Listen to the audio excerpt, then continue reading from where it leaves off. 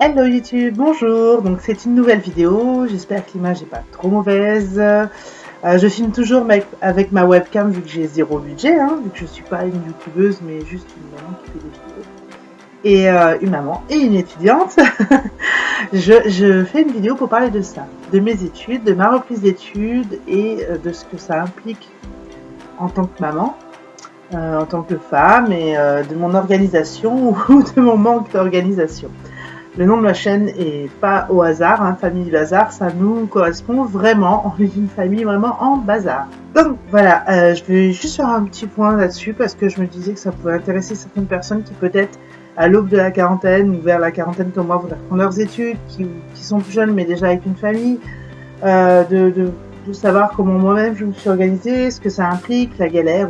Donc, j'ai intégré l'école de puriculture d'une grande ville à côté de chez moi en septembre dernier. Là, nous sommes en avril, je ne sais plus la date, bonjour, je suis très fatiguée, ça va avec. Et depuis la rentrée, c'est la merdasse patatas. Je suis dans une maison qui est absolument dégoûtante, j'ai fait il y a 2 jours et rien n'a plu. C'est une catastrophe. Et je ne suis pas maquillée non plus, je suis désolée, mais en fait, j'avais pas prévu de la faire maintenant la vidéo. Que mes enfants viennent de partir avec leurs grands-parents, avec leur grand-père et sa femme pour une semaine. Du coup, il fait encore jour. Je me suis dit, filme là maintenant. Après, demain, t'as les cours. Tu rentres tard tes jours de cours, etc. T'auras pas le temps. Le matin, quand tu pars, il fait plus nuit. Donc, la lumière est pourrie. Et la webcam, continue de refilmer. Il n'y a pas une bonne lumière. C'est très très flou. Déjà là, la lumière n'est plus trop de mon côté. Donc, l'image n'est pas top. Bref. Je voulais juste vous parler de comment on s'organise quand on reprend ses études en étant mère de famille, voilà, tout simplement. Alors donc nous, l'organisation, ça a été la merde, la grosse merde, la grosse merde. C'est-à-dire qu'on avait tout bien planifié. Et comme toujours, quand on planifie tout bien, il y a merde qui vient sauter au milieu et tout explose. C'est-à-dire qu'on avait trouvé une nounou pour s'occuper de nos enfants après l'école le soir ou le matin s'il y avait besoin dans l'école. Il y avait la garderie, la cantine, etc. Bon, les gosses avaient moins nous voir, mais on s'était organisé, c'était faisable. Financièrement, c'était très juste. Jusqu'en janvier, ça allait être compliqué. À partir de janvier, très très dur parce que je touchais la moitié de ce que je touchais avant. Mais en mettant de côté les primes de mon mari, on devait pouvoir y arriver, etc. Sauf que en septembre, quand j'ai intégré l'école, quelques semaines après, peut-être 2-3 semaines après, je ne sais plus, mon mari a dû changer de travail. C'est un peu compliqué, j'ai pas envie de m'étendre là-dessus parce que vous allez devoir venir tout trop, j'ai la fumée dans mes oreilles tellement ça m'énerve cette histoire. Mon mari qui est le meilleur bosseur du monde s'est retrouvé imposé de changer de travail pour un salaire 500 € de moins. C'est compliqué à expliquer vraiment et j'ai pas du tout envie de m'étendre là-dessus, donc ne me posez pas de questions là-dessus sur les commentaires. Si quelqu'un voit cette vidéo, ça que j'ai pas... voilà. Mais voilà, ça nous a bien foutu dans la merde parce que 500 € pour nous, c'est juste énorme. Pour beaucoup de gens, pour la plupart des gens, je pense, c'est énorme. Et c'est à peu près le budget qu'on avait pour faire garder les gosses, en gros, moins quand même que ça, parce que si ça avait été 500 €, on n'aurait pas prévu de les faire garder. Du coup, on s'est retrouvé sans argent, et il y avait quand même des gosses à faire garder, donc qu'est-ce qu'on allait faire, comment on allait faire. Et là, on a eu une grande chance, c'est que la mère de mon mari, donc ma belle-mère, est venue garder les enfants à la maison, sachant qu'elle habite à 100 km de chez nous, qu'elle a 70 ans, donc elle est toute jeune, qu'elle n'est pas en très très bonne santé, pas marcher longtemps ou des choses comme ça, donc voilà. Donc elle vit chez nous. Voilà. Elle est gentille, elle est très gentille, mais c'est pas facile de vivre avec sa belle-mère. C'est-à-dire qu'elle vit chez nous, elle rentre quand elle peut un week-end de temps en temps, parce qu'elle peut pas financièrement prendre le train tous les week-ends pour rentrer chez elle. Et vu qu'on est plus que fauché, on peut pas lui payer le train. Donc, du coup, voilà, elle vit à la maison. On n'a même pas une chambre pour elle, donc elle dort dans le salon, la pauvre. Franchement, elle se sacrifie vraiment pour nous et pour nos gosses qui ne lui rendent pas très bien. Je pense qu'elle rejette sur elle le fait que je leur manque, ce qui est assez compliqué pour elle aussi. C'est vraiment une année difficile pour les gosses. Pour moi, mon mari, je pense. C'est un peu compliqué de savoir ce qu'il pense, c'est un homme. Et beaucoup, tremblement de terre. Et très dur pour ma belle-mère. Mais grâce à elle, je peux aller en cours ou en stage et sans avoir à me dire comment on va faire pour les enfants. Sachant que mon mari part à entre 4h30 et 5h du matin de la maison. Le matin, on ne peut pas compter sur lui. Bon, avec son salaire plus bas, il a aussi moins d'heures. Donc il est là pratiquement tous les après-midi. Ça, c'est génial. Donc il n'y a pas besoin de les mettre à la garderie du soir, même si elle demande, mais ça ne coûte rien. Il les ramène le soir, il les ramène à 1h45. Donc ça, il n'y a pas de souci. La cantine, c'est exceptionnel parce que vu que c'est calculé sur le quotient familial d'il y a 2 ans, bah nous on paye juste une blinde alors qu'on n'a plus un rond. C'est complètement con, hein. Franchement ça j'ai jamais compris.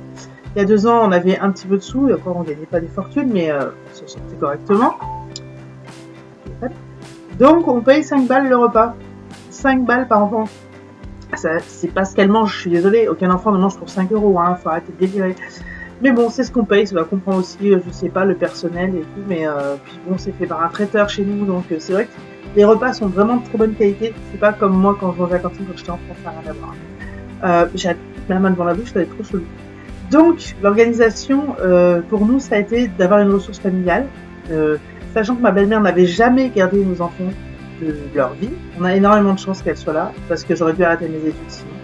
Je la remercierai jamais assez, je sais qu'elle verra jamais cette vidéo, mais si elle la voyait, je lui dirais merci encore, parce que sans elle, on s'en sortirait vraiment pas. Mais c'est quand même pas facile. Peut-être que je ferai une vidéo vivre avec sa belle-mère. Du coup, voilà, niveau organisation, pour garder les enfants, nous, c'est la seule solution qu'on a trouvée. Sinon, comme je vous dis, on avait trouvé quand même d'autres solutions en début d'année, c'est-à-dire la cantine quand il n'y avait pas le choix, sachant que mon mari peut être là midi la plupart du temps, la garderie du soir, plus la nounou, qui était une copine à moi, on va dire, qui je m'entends super bien, et en plus elle est géniale, et je regrette vraiment de ne pas avoir pu faire ça, parce qu'elle était super, et franchement, elle me le faisait, pas un prix préférentiel, hein, mais garder 2 enfants en pleine scolaire, sachant qu'elle les gardait pas pendant les vacances scolaires et tout, c'est prendre de la place, c'est pas gagner grand chose, donc c'était vraiment super cool. Et mes enfants, je sais qu'elles auraient été très bien avec elle. Donc ça me fait un peu suer, mais il n'y a pas eu le choix. L'argent n'étant pas là, il n'y a pas eu le choix. Sinon, au niveau organisation pour les repas, donc au début, j'ai pensé que ma belle-mère étant à la maison, du coup, elle ferait les repas. Surtout que ma belle-mère ne sait pas cuisiner.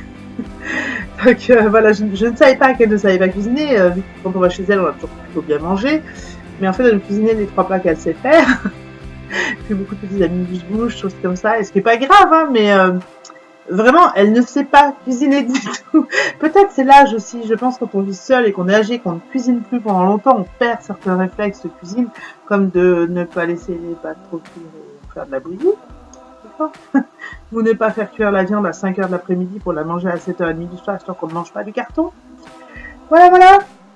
C'est pas bien de faire de la prochaine avec maman qui vous sauve la vie, je sais, mais franchement, des fois c'est dur à vivre quand on compte sur quelqu'un et qu'en fait on se rend compte que bah on peut pas. Mais du coup, je me suis organisée autrement, parce que c'est pas mes enfants et ma famille, c'est pas à moi de leur faire manger. Enfin, mon mari pourrait, mais c'est très dur de faire très habitude pour ça. Désolée pour le gros mot. Donc, niveau alimentation, je me suis organisée qu'en début de mois, je fais le max de courses possible. Ça, c'est aussi pour des raisons de finance. Hein. C'est-à-dire que je fais le max de courses. Je fais le max de courses possible, je stocke tout ce que je peux, je cuisine tout ce que je peux et je congèle. Et donc, j'achète le plus, je cuisine le plus, je planifie mes repas. Je ne l'ai pas fait ce mois-ci parce qu'il y a les vacances scolaires et que c'est un peu différent. Mais j'essaye au max de planifier mes repas pour pas faire des courses pour rien. Pour que si ma belle-mère sache ce qu'elle doit réchauffer ou cuisiner, parce qu'elle sait quand même cuisiner certaines choses, elle fait un super bon poulet rôti. Qu'elle cuit en casserole ou en cocotte, et pas au four, moi je ne sais pas faire. Je fais au four le poulet rôti.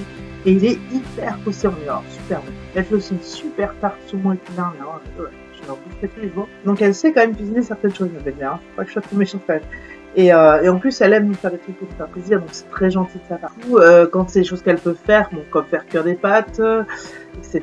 Il y a un moment, j'essaie d'impliquer un peu plus son mari, mais il s'y met pas, il demande quand même à sa mère de le faire derrière, donc c'est un petit peu compliqué là, de cadrer les choses là-dessus. Parce que vu que moi je ne suis pas là de la journée, bah, il faut bien que quelqu'un d'autre fasse les choses que je faisais avant moi. Pour le ménage, je fais surtout le week-end. Donc j'ai aussi un planning de ménage. C'est con, je ne l'ai pas là, je vous aurais bien montré. Peut-être je vous incrusterai une petite image là. À 3, 3, 2, 1.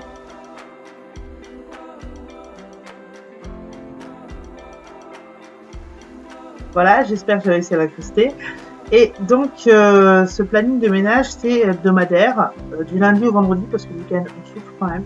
Lundi, je vous avoue que je ne sais plus ce que c'est, une tâche, laver le dehors des placards, je crois. Mardi, l'intérieur des placards, ou le dessus de l'intérieur des frigos. Je sais que le vendredi, c'est les draps. Donc, les draps, on les lave pas toutes les semaines, parce que bah, on n'est pas crade, hein, franchement. Pour l'instant, l'été, on les lave plus, mais franchement, là, soit les gosses ou nous, on les salit pas énormément. Donc, on les lave une semaine sur 3. Une semaine nous, une semaine les gosses, une semaine la belle-mère. Donc, une semaine sur 3. Et voilà. toutes les 3 semaines une paire de draps, on va dire par lavage, ou de couettes, paire de draps, etc. Il y a un jour où donc on a 2 toilettes dans notre maison, donc il y a un jour où c'est toilettes à fond, parce qu'on y fait quand même régulièrement, pas que ce jour-là, mais ce jour-là c'est vraiment à fond, le tour, le dessous, tout partout. Voilà, donc il y a un jour où j'ai marqué baignoire, lavabo, évier, etc. parce que ça commençait à... Il y avait que moi qui nettoyais en fait, et comme je le faisais pas tous les jours ou régulièrement, bah c'était dégueulasse. Donc il y a un jour où c'est fait à fond. Donc j'ai fait ce planning qui est affiché sur le frigo, sachant que c'est pas forcément moi qui vais faire cette tâche-là. Donc là, mon mari, la première semaine, c'est bien mis, m'a bien aidé. La deuxième semaine, on est complètement parti sur cette personne n'a rien fait. Donc on va réessayer cette semaine. L'idée c'est parce que je le faisais avant, quand j'étais à la maison. Et ça m'aidait à garder un cap, on va dire que le hasard, c'est pas par hasard, hein, on est vraiment des bordéliques. et voilà, donc là j'implique plus mon mari à la maison, ça c'est la première chose pour l'organisation. Ensuite, niveau travail scolaire, c'est très compliqué, parce que je n'ai pas d'endroit où travailler seul. C'est-à-dire que on a, on va dire, 4 pièces principales dans la maison, la pièce de vie, salon, avec une partie de la cuisine, etc. et 3 chambres, etc. Mais donc ma chambre est très grande, donc là vous en voyez une partie. Donc là, vous voyez cette partie-là, il y a mon lit, les tables de nuit, pas les mêmes, donc on va les steaks. Là, vous voyez, ça c'est un mur, donc, et de l'autre côté, là, en fait, on voit la lumière, c'est qu'il y a un Velux, et ça part en L, en fait, ma chambre. Donc là, c'est encore très long, il y a au moins une fois la longueur de mon lit, voire plus. On pourrait mettre 2 fois mon lit en longueur jusqu'à ma fenêtre de ce côté-ci. Et là, il y a un L où on pourrait remettre encore un lit au moins. Et donc là, il y a mon bureau, là-bas. Je tournerais bien l'ordi pour vous montrer, mais il va s'éteindre ces choses-là, parce que c'est une merde. Donc je bosse souvent sur mon bureau, c'est là où je bosse le plus. Mais sachant que mon mari dort juste là. Donc le bruit de clavier, la lumière, parce que souvent je travaille sur des livres ou des documents, bah, ça le dérange, sachant qu'il se lève à 4h du matin le matin. Donc c'est compliqué de bosser le soir. Il y a un moment, j'ai tenté, je commençais très tôt le boulot, j'étais en stage, je commençais à 7h du mat, j'étais en maternité, meilleur stage, du coup je me levais à 4h avec lui, et je bossais avant d'aller à mat, et ce soir on couche à 8h. Franchement, on couchait les gosses, on allait se coucher derrière, on était morts, mais ça marchait pas mal, et je passais plus de temps avec mon mari, parce qu'on déjeunait ensemble le matin, c'était plutôt pas mal. Et sachant que si je commence à 9h du mat, je vais pas me lever à 4h, hein, on va dire, donc je le refais plus en ce moment, mais peut-être au prochain stage, je sais que je vais commencer très tôt, genre peut-être la même chose. Donc je bosse souvent ici, et parfois je bosse en bas, avec ma belle-mère qui dort à côté. Ça dérange moins, parce qu'elle dort bien, mais bon, ça dérange aussi. Donc je dérange tout le temps quelqu'un quand je travaille, c'est un peu compliqué. Là, pendant 2 semaines, donc il n'y a pas la belle-mère, je peux bosser en bas tranquille, donc ce sera plus simple. Mais c'est vrai que je préfère bosser sur mon bureau où il y a toutes mes affaires. Voilà, donc niveau organisation des enfants, donc je vous ai dit, on compte principalement sur des ressources familiales. Donc si vous avez ça, comptez dessus, organisez-le à l'avance. Nous, ça a été au débeauté, ça a été un peu la merde au début. Je vous ai dit de compter sur vos ressources familiales quand vous en avez, quand vous pouvez, parce que c'est une année quand même qui coûte cher. C'est-à-dire que après, je ne sais pas quel financement vous avez si vous prenez vos études, que ce soit Xaplapétur ou autre chose. Moi, j'étais au chômage avant, c'est-à-dire que j'étais assistante maternelle. Puis quand j'ai arrêté, je voulais changer de métier, donc j'étais au chômage, c'était le contrat se terminer. Hein. J'ai fait un bilan de compétences avec Pôle emploi, le temps de faire le bilan, le concours, d'avoir du place, de rentrer, ça a pris à peu près une année. Et puis je suis arrivée en fin de droit, je savais que je serais en fin de droit en décembre, et j'ai eu une allocation de fin de formation de janvier jusqu'à la fin de la formation le 6 juillet. Et du coup, avec la baisse de salaire de mon mari, ben, on est dans la merdasse, patatas, hein, mais je me répète énormément, je suis désolée. Donc financièrement, c'est une année qui est dure parce que on alterne les cours et les stages avec les trajets. Donc, après, peut-être que vous travaillez avant à l'extérieur. Donc, vous aviez déjà des trajets pour aller au boulot, etc. Si vous avez, par exemple, un CIF et que vous maintenez votre salaire, ça vous changera peut-être pas grand-chose. Moi, les trajets, j'avais pas, je travaillais chez moi. Les repas à l'extérieur, je savais pas, je mangeais chez moi. Tous les frais que ça engendre, je ne les avais pas. Donc j'ai tous ces frais, j'ai moins de revenus, c'est une année financièrement qui est très dure. Plus le matériel de cours, énormément de choses. J'avoue que si j'avais 400 balles, j'achèterais un nouvel ordi plus léger et plus pratique parce que c'est vraiment pratique. Si vous avez de la thune, si vous passez le concours, si vous êtes présent à l'école et que vous pouvez vous faire offrir quelque chose, c'est ce que je vous conseille. Un ordinateur, j'ai un notebook, un petit, très léger pour juste prendre les cours. Ça gagne un temps. Moi, je sais que je tape plus vite que j'écris.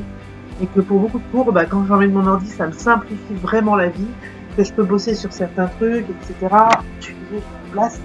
Enfin bref, l'ordi c'est la vie.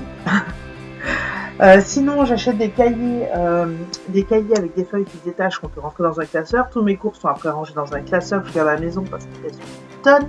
Je ne peux pas les emmener en cours chaque jour. Là, demain, je vais en voiture à cause de la grève des trains. Mais sinon, les autres jours, dans mon sac, c'est juste mort, ça pèse trop lourd. J'ai acheté un livre, le livre maçon, le guide d'Occidentale maçon, qui est vraiment la Bible. Donc, je vous conseille, je vais vous le montrer. Donc voilà, le guide maçon, on l'appelle comme ça, le guide AP, Cercle de la culture maçon. C'est la Bible. Dans mon école, c'est aussi une référence pour les enseignants, je le sais, on l'ont vu plusieurs fois et on le voit des fois dans certaines choses. Dedans, il y a un DVD que je n'ai jamais vu parce qu'en fait, j'ai fait forcément l'ordi, ça marchait pas. Peut-être j'essaie de le passer sur ma box un jour pour voir ce que ça donne, parce que je n'ai pas tout le DVD à partir de la box. Il y a tous les 8 modules un par un. Et c'est très bien fait, il y a juste les infos qu'il faut, franchement c'est super. Après je vous conseille peut-être un livre d'anatomie en plus pour approfondir si vous avez besoin selon votre école. Mais ça c'est vraiment la Bible. Et moi je le garderai après, je ne le revendrai pas. Parce qu'en tant qu'officier de la culture, je pense que des fois ça peut m'apporter des infos qui peuvent me manquer parce qu'on va oublier 80% de ce qu'on a appris. Il y a beaucoup de données théoriques. Je pense que tout ce qui est apprentissage pratique, ça va rester. Tout ce qui est théorique, on va bien perdre 80%. C'est plus gentil. Donc voilà, ça c'est vraiment le truc qu'il faut acheter. Vous êtes prise à l'école, achetez ça tout de suite. Prenez-le, commencez à potasser, c'est pas mal du tout. Et vraiment, ces modules... je peux pas tourner avec le module. Ces modules par module, il y a des petits dessins, c'est pas mal. Franchement, il est vraiment bien fait et ça aide pas mal. Je vais vous dire un truc dont je suis super fière. Et après, j'arrête cette vidéo. Si vous voulez plus d'infos sur... ce qu'il faut comme matériel, comment je m'organise pour travailler les devoirs, etc. Mettez-le moi dans les commentaires et je vous ferai une vidéo là-dessus précisément. Donc le truc dont je suis super fière, c'est que je viens d'avoir en mise en situation professionnelle 2 notes en module 1, accompagnement d'un enfant dans les activités d'éveil et de la vie quotidienne. Et non, j'ai besoin de le dire parce que j'oublie toujours un mot. J'ai eu 18 et en ergonomie j'ai eu 19. Je suis super fière de moi. J'avais bien bossé en même temps. Bon, l'ergonomie, j'avoue que ça a été surprise. Normalement, je vais le passer à mon prochain stage. Je sais pas pourquoi ils m'ont fait passer là. Mais ça me va bien parce que j'ai eu 19. Donc, je suis très très contente. Et donc, j'ai pour l'instant passé 3 modules. J'ai réussi les 4 modules. J'ai passé le M6 que j'ai eu. Juste avec un peu au-dessus de la moyenne, mais pas énorme. J'ai eu donc le M2 que j'ai eu. Là, je viens de passer le M1 que j'ai eu, mais il y a un autre examen écrit en plus pour l'avoir. Et le M4 que j'ai eu. Donc, 4 modules, 4 réussis. Je crois que ça, il y a un autre examen pour l'autre, c'est la moyenne des deux. Donc, ayant eu 18, oui, c'est ça, voilà, j'ai l'examen là au mois de mai. Ayant eu 18, il faut que j'ai 2 pour avoir la moyenne. En fait, il faut 2 notes sur 20 pour avoir 20 sur 40. Donc, il faudrait que j'ai 2, sauf que, il faut au moins que j'ai 8, que en dessous de 8, c'est éliminatoire. Donc, il faut au moins que j'ai 8 à l'examen écrit, donc ça devrait être faisable en espérant que j'ai beaucoup plus, que je garde ma bonne note, ma bonne moyenne. Bon, la lumière décline, donc je pense que l'image va être de plus en plus pourrie. Donc, je vais arrêter là. C'est un petit peu confus parce que j'avais vraiment pas prévu cette vidéo. Je suis désolée si c'est pas très clair. N'hésitez pas à me dire en commentaire si vous avez des questions sur la formation de culture, sachant que chaque école a son mode de fonctionnement, mais quand même avec un tronc de connaissances qui est commun.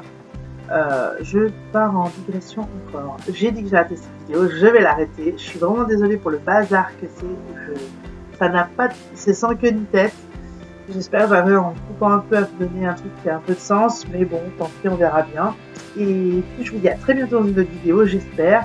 Comme je suis en vacances, il n'y a pas les enfants et qu'il n'y aura peut-être pas toujours mon mari, j'aurai peut-être un peu de temps pour filmer des trucs. Sachant qu'on avait prévu de faire le ménage de printemps cette semaine. J'ai pas mal d'heures de cours, donc je sais pas si je vais réussir à vraiment m'y mettre. J'aurais voulu filmer des trucs là-dessus, et filmer avec mon téléphone, alors mais je sais pas si je vais y arriver. Je vous dis au revoir et merci d'avoir suivi cette vidéo sur Famille Lazare. À très bientôt!